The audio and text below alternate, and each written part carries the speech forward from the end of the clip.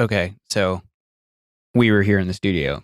All of a sudden we got way down the rabbit hole of like using our money well and being ambitiously lazy. And I was like, hey, hold up. I just read a really good book that talked about some of these things. So we're going to dive in.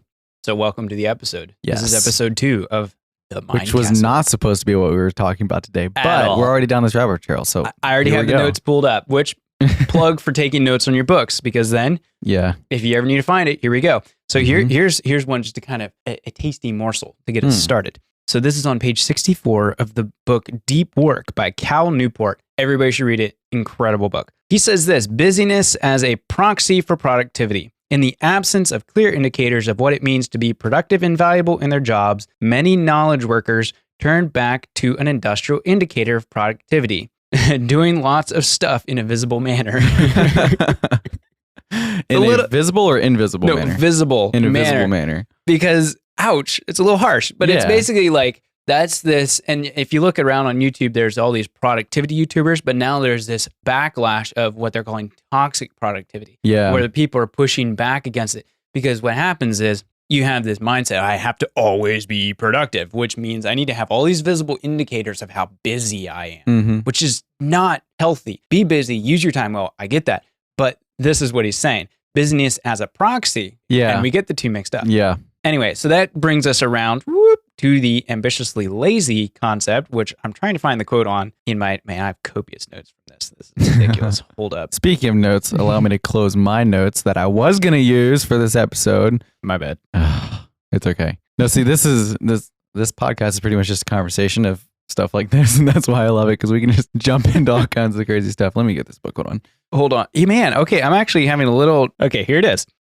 He's a famous journalist, I think New York Times or something. His name is Tim Kreider, I think is how you say it. He says, I am not busy. I am the laziest, ambitious person I know.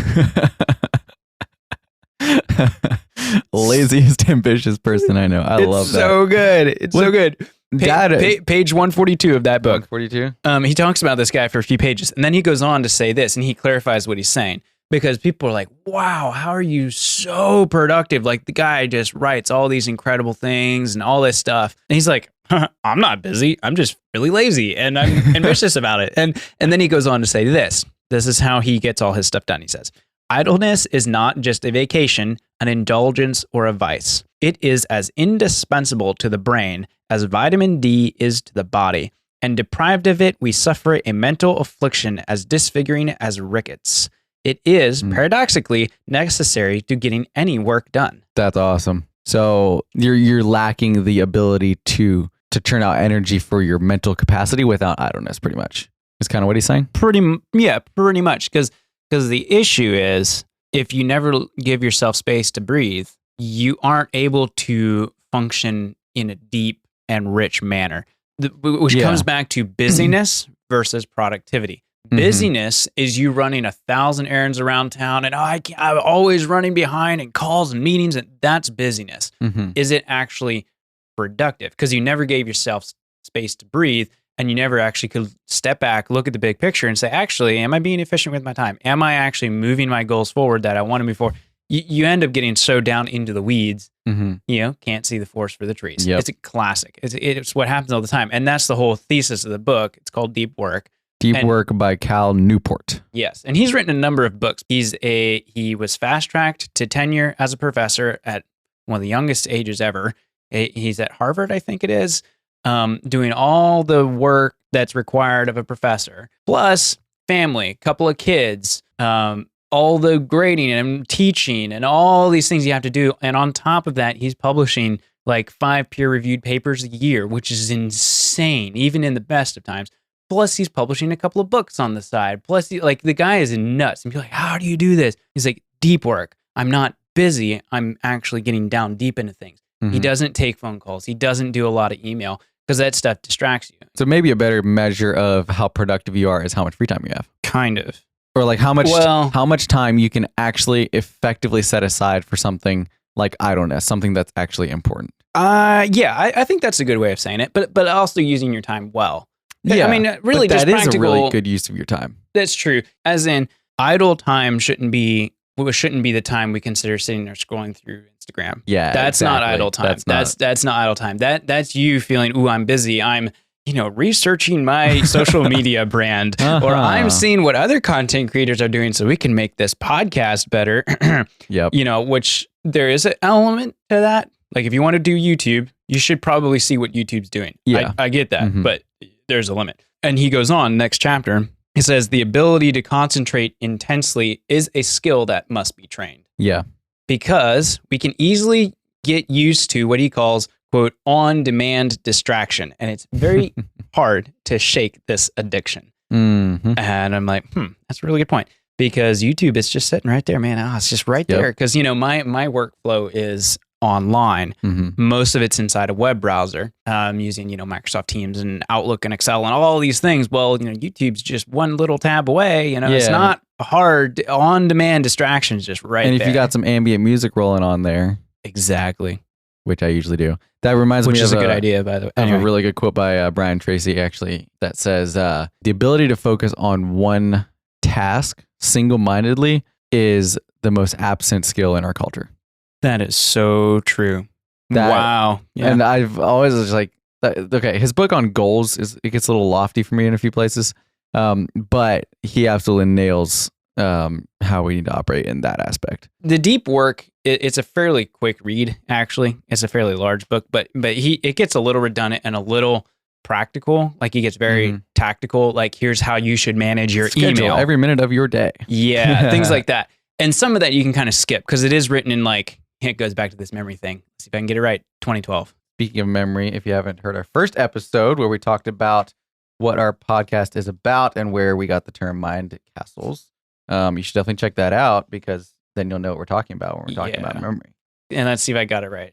You said when? 2012. Where does it say? Dude, copyright page, top middle. Oh, nope, 2016. Oops. Okay, so 2016, so it's 5 years old. It's a bit dated, like with some of the stuff like, managing your email and stuff like that is a little bit, it gets a little, some of it is not as relevant. So you can skip those parts. But the main core of what he's getting at is really good. What's like the premise of the book? Like you said, the core of it's really good. Like I should just read. He starts off with the definition of what deep work actually is.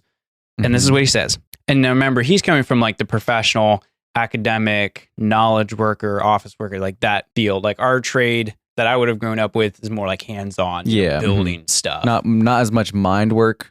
Exactly. Yeah, I mean, it's definitely that too, but it's a little easier to focus on building a house when you're actually swinging a hammer and like build, like you can kind of get in that. Whereas a knowledge worker, it's very hard actually. It's a lot of self-discipline to actually stay on task. And that's who he's addressing this to. So here's what he says. Page 3, his definition of deep work says, deep work, professional activities performed in a state of distraction-free concentration that push your cognitive capabilities to their limit.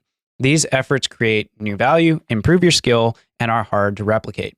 And his point being, if you can do that, you will always have a job because you can't replicate it. It's not something you can train a machine to do because you are so good at interfacing with machines and focusing on your task. You're always good to go. So many well-known professionals use this in their routines. J.K. Rowling, when she was writing the Harry Potter books, was like, okay, it's not working. My little office in the house, and I got 4 kids running around. She left for like 2 weeks and rented a very luxurious hotel suite and got room service for like 2 weeks and locked herself in there and finished her Harry Potter books. Things like that. Because she's like, that is what it took. It cost a lot of money. Saved a lot of time though. But her publisher was like, you have to make this deadline. And she knew if she didn't get like really focused, it would be a subpar book. And she wasn't okay with that as a content creator. Bill Gates, really famous for his Think Weeks. He does them twice every year. He's also extremely wealthy. So they'll like get him on his private helicopter and fly him to this cabin, in the Seattle, like outside of Seattle in the forest there by the coast in this little cabin. And he'll have his own chef. So he doesn't have to worry about meals, nothing. He just shows up and thinks. Yeah. And that's where the idea for Microsoft, the company, came from. Okay. Windows, all that is where that came from. He was doing a Think Week and was like, what if we make computers do this? And he like wrote out all these ideas, brought them back to his team, and boom, they made Windows, which is kind of awesome. Another good example is Neil Stevenson. Oh yeah. Have you, dude? The guy's like impossible to reach. He's not on social media. He doesn't have email. He's like a ghost. Mm-hmm. But the guy cranks out really high quality, like 1,000+ page novels every year or two. Like, it's insane. And they're not just frivolous. They're very complicated. Mm-hmm. Lots of science and engineering, all this stuff he has to figure out. And be like, how do you produce so much? He's like, I don't have email. No, got him. Everybody's over there answering 5 emails a day. He's over there writing 5 pages. And it just is like, I could have spent my time writing thousands of emails and speaking at conferences, or I could have written books. I prefer to write books. And there's not one way that's like, it's okay to be the other way too. Oh yeah, like we don't want to say that, but like, it's like, if that's what your goal is, do what you have to make it happen. And that's pretty awesome. You can't find him speaking at conferences. He won't. He's just like, no, I want to write. And writing is on a collision course with the things my agent wants me to do, which is be a public figure. Like, I'm sure you can find pictures of him, but he's just like this ghost. The classic author stereotype where these guys in their cabins walking around writing in their underwear. Yep. It's like, well, it's not quite how it works a lot of times. Nope. But a lot of authors will actually separate themselves from their main setting. Like, they'll go rent Airbnb for a week or a month in another country or something. Yeah. And not take their phone. And then you actually get something done. Otherwise, what do you do? Like, you'll be on email or you'll be on Instagram the whole time. It's crazy. I was just making a video actually about this. Shameless plug, YouTube. Link in the description below. Okay, so you hear a lot of times people are like, make sure you take breaks. The thing right now is to take a 5-minute break every hour, because the exhaustion curve of your mental capacity does this and then drops off. And if you can hit a 5-minute break after about right at an hour is when it starts dropping off, kind of gives you a little boost and it slows that fall way down. But what people are not being taught is how to take breaks, what I call productively, because there's a very specific way that you need to take your breaks in order to keep your mind stimulated on the task that you're doing, but not overstimulated. So if you go from focusing on one task, let's say you are like writing a book, you're grinding away at it, and you're like, okay, 5-minute break, here I go. And you spend that 5-minute break doing incredibly stimulating things, YouTube, Instagram, like things that are just, you're being bombarded with all this external stimuli. Then when you try to go back to that single-minded focus with that one task, it takes way longer to clear all that out because your brain is used to being hit with all this stimuli, and it's really hard to get all that away. Whereas instead of doing something like that, that's highly stimulating, you should focus more on things that allow your mind to just kind of stop and rest, whether it's like meditating, walk in the woods, like something, or like conversation, something that'll stimulate your brain, but it's not like bombarding your brain. Does that make sense? That's a really good point. That makes a lot of sense. I was thinking, who was it? I think it was Stephen King, actually. Oh, really? He's a ridiculously successful author, and he said something to the effect, I think it was him. I better Google this. Nah, I don't have time. Something to the effect like, all the greatest novels I've ever written were based on walks. Like that. He would write for a while, and then he would go for like a 5-minute walk around his place, or something like that. And I know like C.S. Lewis was adamant every morning have to go for a walk every morning, and he was incredibly busy man, incredibly prolific. And the guy, talk about focus. They said his friends really made fun of him because he would have utterly no clue, genuinely, of what was happening in the world. Like, no idea. Oh, that sounds amazing. That horrible thing happened. Oh, that country just blew up that thing, or some army attack. He had no idea. He wouldn't read the newspapers. He wouldn't read magazines. Totally shut off. He's like, oh no, he's just having a good old time taking his walks in the English countryside, teaching in Cambridge and Oxford, and writing books. Like, he just loved it, and that was all he did, and wouldn't read the news. Which maybe there's a tip here. Don't start your day, scrolling Twitter, because that'll just kind of mess you up. Oh my goodness. Or maybe again, something I learned from Brian Tracy is, like when you wake up, your mind isn't exactly up to full speed. People think I'm a broken record here, but social media is incredibly stimulating for your brain. Like, you are being bombarded with other people. You're basically letting other people push their agendas or their lives onto you when you do that. And when you do that first thing in the morning, it actually, there was a case study done on this. It dramatically affects how your focus is the entire rest of the day. Because what you do in that first hour of your day, it's usually about 1 hour, that sets the groundwork for the majority of your day. That's why some of the most successful people in the world, their morning routines, what they do with that first hour sets a lot of the stage. You know, they're working out, they're running, they're, you know, reading, or they're doing something that is engaging their mind in the direction they want to go. A lot of them write their goals every morning. That's the first thing they do. They'll sit down and that's interesting. They'll sit down and be like, all right, where am I going today? Uh-huh. And you write that out every day. It sets the tone for what you want to do. The Rock talks about this all the time. Working out first thing in the morning grounds him in what he is doing and why. That makes sense. And it sets a course of discipline for the rest of your day. Jocko Willink, like, I mean, there's a plethora of people that talk about this. So Jocko Willink, if you follow him on Twitter, you know, every morning it's like a photo of his watch. Yep. And it's like 4:32 or 3:59, getting after it. And I'm like, okay, this literally all he posts. Yeah, that's like the only thing he ever posts. It's very annoying because I'm looking at it at like 8:30 in the morning. I'm like, this guy, he's got 4 hours on me, half a work day already. Yeah. And he was out at Tim Ferriss's house recording a podcast because he was on Tim Ferriss's back in the day. Mm-hmm. And for those who don't know, Jocko Willink, former Navy SEAL commander, the guy's done all kinds of stuff. He's written a number of books that are really interesting. Anyways, so they'd record their podcast. He needs a place to crash for the night. So, you know, he stays at Tim Ferriss's house, as one would. And Tim Ferriss's wife gets up in the morning and is like, man, Tim, I don't know what to do with this guy. Jocko's been up for like 3.5 hours just sitting down there reading books. It's so weird. He's been up since 4 o'clock in the morning.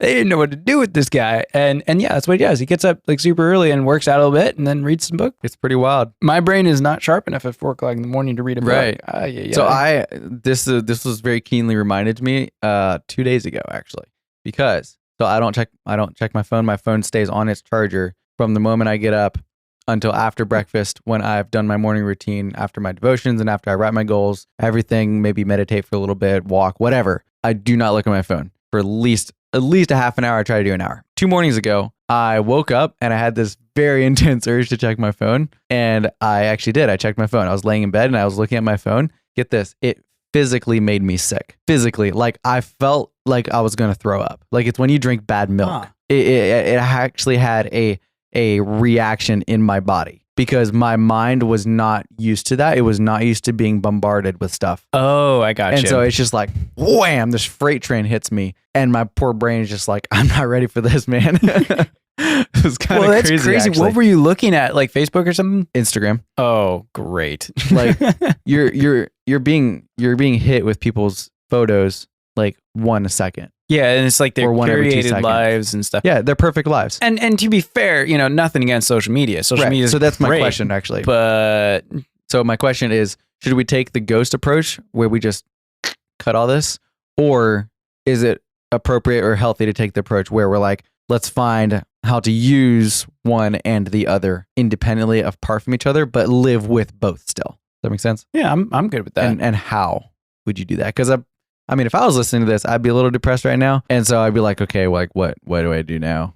Well, I mean, from our standpoint, it kind of sounds like we're saying that stuff's terrible and you just need to throw your phone away. Oh, I mean, to be fair, it's just like, look at my phone here. I've got, let's see, we got Facebook Messenger, YouTube Studio, we got podcast apps. Let's see, we've got Facebook and Twitter and Instagram and Goodreads. Man, I got all the social medias. This is kind of embarrassing. Yeah, you kind of do, actually. Marco Polo, like anybody ever uses it, but hey, GroupMe, WhatsApp, like I kind of got them all. So no, I have nothing against the apps. Mm-hmm. Make sure you use the apps and the apps don't use you is kind of the important thing. And like right now is a pretty typical example. I have my phone on total silent. Just hit that little, swipe down if you're on iPhone, hit the little thing that says little like half moon. The little moon, and it's like no notifications ever. Just make sure you set a few emergency contacts that can call through that in case something does actually happen. And then just have it that way for like half a day. You'll be amazed. You'll be like, you won't even miss it. Yeah. Otherwise it'll be constantly dinging, someone tagged you or, whatever, all that stuff. And, social media is great. It has its real benefits. It really does. Yeah, that's kind of what we do for a living mostly. Exactly. Like we run this podcast. You have a YouTube channel. I'm trying to get mine started again. Anabaptist perspectives. Yeah, we work in this space, and it has real value if used properly, but it's very important to be aware of the psychological addictiveness that is actually built into the architecture of these apps. They are designed to be addictive because the longer you're on it, the more money they make. So, I mean, obviously they're going to hire people that want to make something addictive. And that's, hey, you know what? It's free world. Like, go for it if they want to. It's just be aware of that because, yeah, Facebook can be very toxic. Oh, yeah, it can. It's pretty sad. One thing I remember, or one quote that I read said, if your tool is a hammer, everything is a nail. Yes. And it's like, okay. I mean, yeah, that kind of makes sense. Like, when it comes to something like social media, I can find myself doing that where it's like, depressed or whatever. I want to check social media, or like, oh, I'm happy. I'm going to check social media. It turns like social media turns into the nail and the hammer. So it's like, I didn't like learn how to, like, you got to learn how to use it as a tool with many different facets. But anyway, it's also an outlet for all our worst fears and anxieties and a lot of that. Yeah. Well, okay. That's why I'm very passionate about my YouTube channel, actually, because I want to make something that like people can actually learn. Okay. Actually, let me back up. So like what I was doing was like vlogs. So so if you take that, you see a vlog title, it's like the police kicked me out at blah, blah, blah. It's like, it's trying to invoke an emotion. Eventually got tired of that. And I was like, I don't want to do that. Like that's not helping anybody. Like I want to make stuff that's actually, helping people. When it's not real. Exactly. Either. Like that's not real life. Everybody hates clickbait, but a lot of people do it because they want the clicks. Yeah. So it's kind of, that's the thing is like, are you actually helping people or are you entertaining them? Entertainment isn't wrong, but it does have a level of shallowness that's just, after a while, it gets pretty empty after a while. You can only watch Netflix, but so long, You know what I mean? The pandemic really tested us on that one. Exactly. I think people really started understanding like, we're all stuck at home and we're just going to watch Netflix forever. Like entertainment after a while is just pretty empty. I want to have real relationships again. I want to actually help somebody. And that, if nothing else happened from 2020 pandemic, all that, or well, we're still kind of in it, but that's one thing we learned is like actually help somebody, actually do something worthwhile instead of sitting on Zoom all the time. And there's a reason why our culture is the statistically the loneliest culture in the world. That's true. It's kind of scary.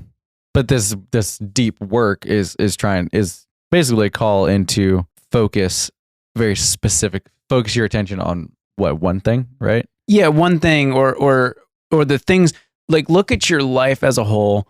What do I actually want to move forward with my life? And push for that. And out of that, you're going to just trim out a lot of that excess nothing that's not really worth it. Like if you spend 20 minutes less every week on social media and YouTube, at the end of the week, you won't notice the difference. If you spend 20 minutes more each week focusing on the things you actually want to build in life, your business, your family, whatever hobby you have, you'll feel awesome. Like you'll actually be like, wow, like I actually moved this thing forward. I did something with my week. And that's kind of what he's pushing for. But the path of least resistance is, YouTube's right there. Like instead of taking the time to like, take a friend and go have coffee or go for a walk in a park, that takes effort. Yeah. It doesn't take effort to lay on your couch and watch YouTube. So what's a practical way that we can do this? How to wrapping this episode up? If someone read this and someone's about to read it, they're like, okay, but like, what's this book actually going to teach me? Like, besides the topic of focusing on one thing, what does that look like for? Like, could you give an example of how you've implemented that? Or yeah, I mean, what I have now is 1 day a week at least that is just deep stuff. I don't have meetings. I don't have phone calls. I'm not running errands. I can just hone in on one thing. And usually that means go to the coffee shop or something and work on one project only. It gets me out, change of pace. I'm not working in my normal environment. Actually like sink my teeth into a longer term, bigger goal that actually moves where I want my life to move forward. If I have one less Zoom meeting a day or one more Zoom meeting a day, that probably isn't going to greatly change my larger life goals. Some of that is absolutely necessary for your job, but you also need to build the space in where, okay, I want to go there. Okay, what does that mean? One evening a week, go have a picnic with your family? Well, then go for it. Just make it work. Cancel some Zoom meetings. Not a big deal. That's been my practical thing. And so far, it's working really well. There's a lot more to the book than just that. Sure. But that's the That's the idea. Mm-hmm. Yeah. That's really key. That's really cool. I love that topic and that mindset. It's kind of a mindset shift, isn't it? Oh yeah. Yeah, it is. Well, it actually, that one and the 4-hour work week, which maybe we'll hit in a future episode by Tim Ferriss, has changed some of the ways how I work by forcing me to build robust systems around my life and the things that I care about to make sure they function well if I need to step away for a period of time. Yeah. And so that has inspired me to do what I'm doing this month, the month of August 2021, is do a full 4+ weeks completely off from all the projects and work that I'm in and see if it will work without me and get away. We're going to Europe for a couple weeks and just focus on some bigger picture things. And the team can handle it, and let's see if they can, because this will be a test if I set it up properly. If I come back and it's all in flames, I failed. But and then I can have a couple of weeks far off and away in a different setting to think bigger picture. Where do I actually want to go in life? How am I going to build these things? What will it look like? Not connected to the internet, all that jazz. It's going to be great. Yeah, that sounds amazing. Yeah. So everybody should do that too. Not most people can take a month off. Yeah, but okay, maybe not. Hopefully our lives will be able to support that at some point. Hey, I had lots of air miles. It didn't cost me anything. So that's a good point. Your credit cards, kids. All right. That's another episode. We need to talk about that. Wow. Okay. Well, thank you guys so much for listening. If you haven't already, make sure you give us a awesome review. We would very much appreciate it. And we try to release one a week. Try to come back next week and we'll try to have another episode up for you. Got some really exciting stuff that we're going to be talking about here. So we're enjoying this and hopefully you are as well. Have a great day. Peace out.